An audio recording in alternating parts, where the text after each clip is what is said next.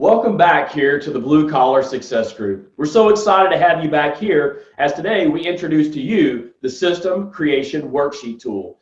This tool is going to help create freedom for you and your team as you have systematized your business. A lot of times we talk about processes and procedures, and often I get the question, where do I get started? Well, today we're going to help you get started to create systems inside of your business.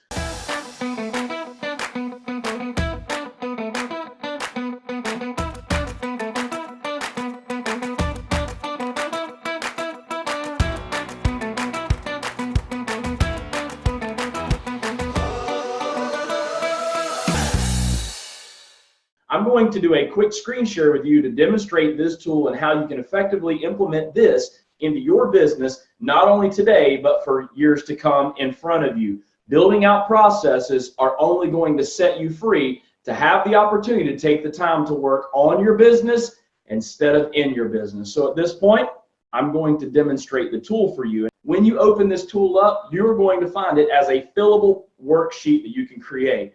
I'm going to walk you through each one of the steps. First, there are 4 steps to systematizing your business. Number 1, discover. That means we have to discover what systems need to be implemented into our business. Number 2, create. After we created that business system, now we're going to need to implement it into our business. But you're not done there.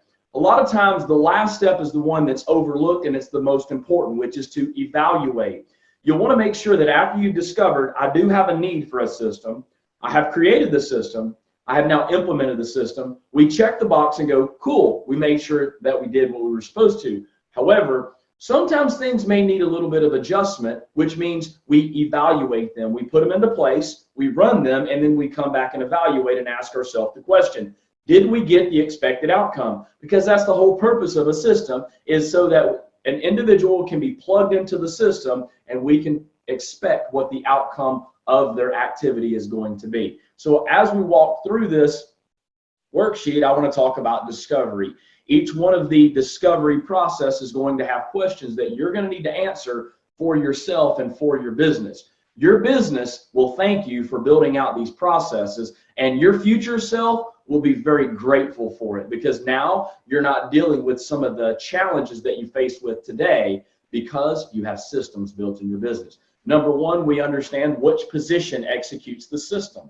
What does that mean? Don't look at a person's name, look at the position. If you're unsure about what this means, I want you to go back to another tool you have in your toolbox called the Team Member Evaluation tool.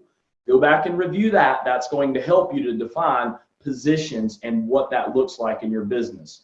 The second question is, which position has overall accountability for making sure that the system is run when and how it's intended to be run? This is the person that is managing the system. It's important for you to get clarity on these items as you start working toward building, because oftentimes there's a he said, she said, I didn't know I was responsible for that. Oh, I thought that was, nope. Now it's very clear, outlined who's responsible for that. Next is, what is the desired outcome of the system? In other words, what challenge are you trying to solve, or why is it needed?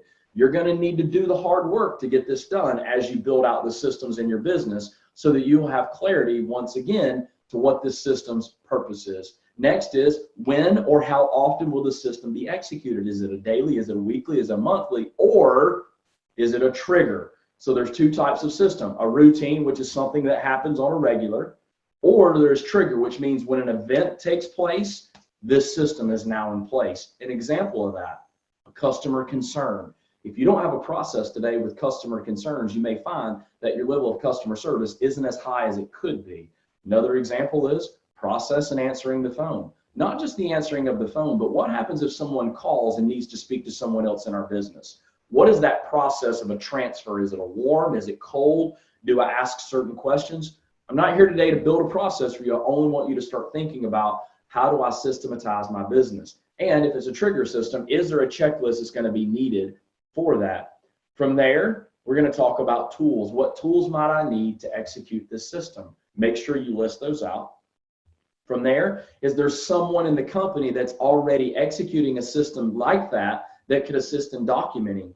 Oftentimes things are taking place in your business, They're just not documented. And if something were to happen to that individual, you would be in a bad spot having to try to figure out how to perform that workflow. So now you're going to actually go back and potentially download the brain of the individual who's doing these tasks inside of your business. Here's a great one. What is the cost of me not creating and implementing this system? In other words, what risk may I be facing? And that, my friend, might be motivation for you to go work on a system in your business. The next is we're going to talk about creating. From there, you're going to create and make a bullet list or a flow chart of the entire system. You may find that this is helpful to do one-on-one. You may find that you pull your team in to talk about this. What's the end goal? Where does it start? And then from there, you map out and you chart out what are the steps along the way. This is the flow. This is the outline. Don't try to get hung up on how to do each step. Just map out high level. So we're taking a 5,000-foot approach view first so that we can see what we might be missing. An example of that, you might decide that you want to map out how you run a service call.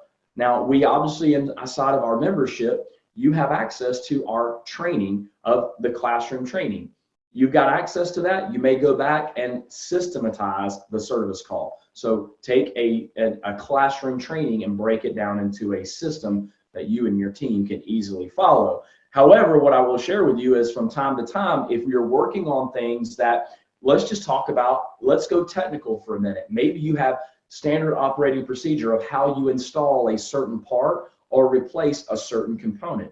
If you're going to do that, it might be helpful that you take pictures and you put it in as a part of this process that you're building.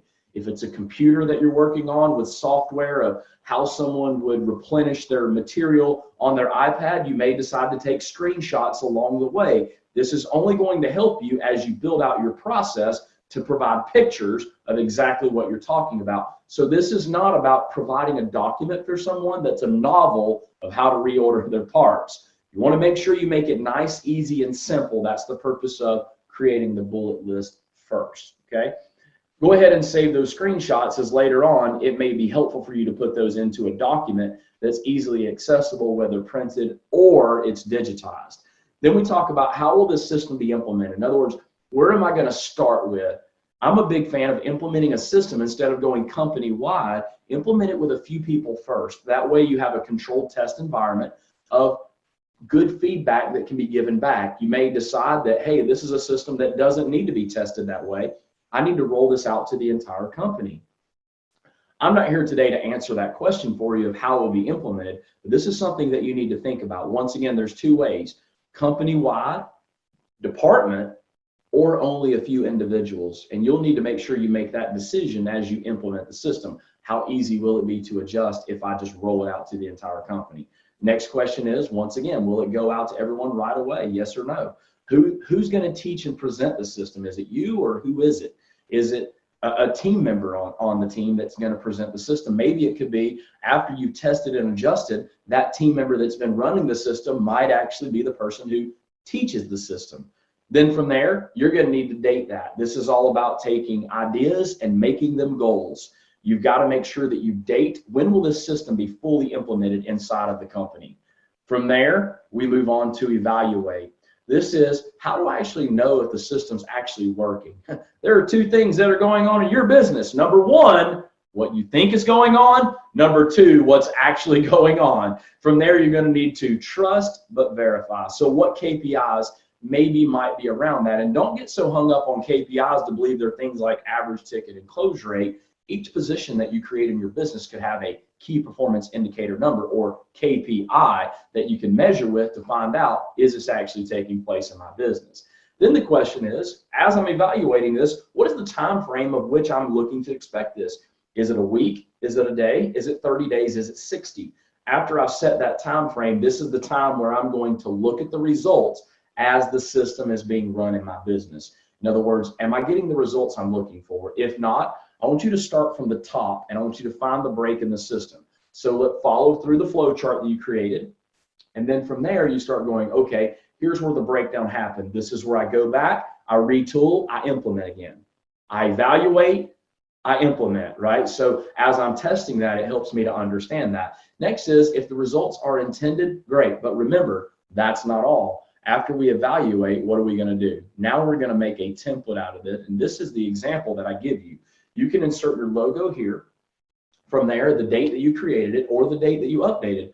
And you'll always want to keep the old ones as they relate to that, whether you file these electronically or you file them as a hard copy. Not my decision to make for you. The reason why I say that is because you'll be able to see the evolution of where you started and where you're at today. And you're going to realize sometimes it takes a little change to get perfection. However, don't wait until you perfect the system to implement it. I believe in the 80% rule. I'm looking for progress, not perfection. And as a contractor, oftentimes we find ourselves trying to perfect things before we implement them. That's going to hinder you and your ability to grow your business if you do not take action as soon as you feel comfortable that you can push this forward. Next is, who's going to execute the position? Fill that in. Who's the accountable person? In other words, who is the one that's going to hold accountable that this is actually taking place? From there, now you go into your purpose statement, fill that out. Workflow steps, you list those out as we said, list out what the KPIs are from there. And then from there, that, my friend, is how you systematize your business. If we can be a help to you, you have any questions about this tool inside of your membership, please feel free to reach out to us. We'd be glad to assist you. And we look forward to seeing you a successful version after you started building processes in your business. Thank you. My friend, thank you for taking an opportunity to watch the video and engaging and subscribing with us. We're super excited to have you following us. If you could do us a favor and visit our website at www.thebluecollarsuccessgroup.com for more information about how we can help you build and grow your business. Remember this, you're either winning or you're learning.